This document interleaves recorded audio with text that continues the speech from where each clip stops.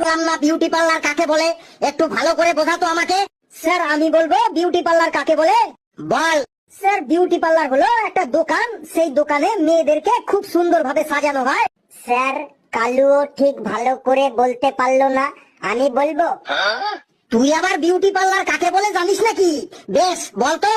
যে গৃহে নারী পুরুষ উভয়ই তাহাদের নিজস্ব সাধারণ রূপ নিয়ে প্রবেশ করে, ওই গৃহের মধ্যে অভিজ্ঞ ব্যক্তিদের তত্ত্বাবধানে নানা রকম কেমিক্যালের দ্বারা তাহাদের আসল রূপ পরিবর্তন করিয়া এক নতুন উজ্জ্বল রূপ নিয়ে সেই গৃহ হইতে বাহির হইয়া আসে, সেই গৃহটিকে বিউটি পার্লার বলে।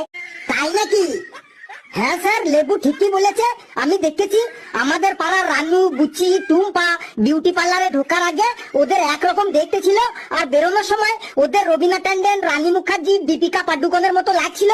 এই কালু একবার বিউটি পার্লারে গেছিল,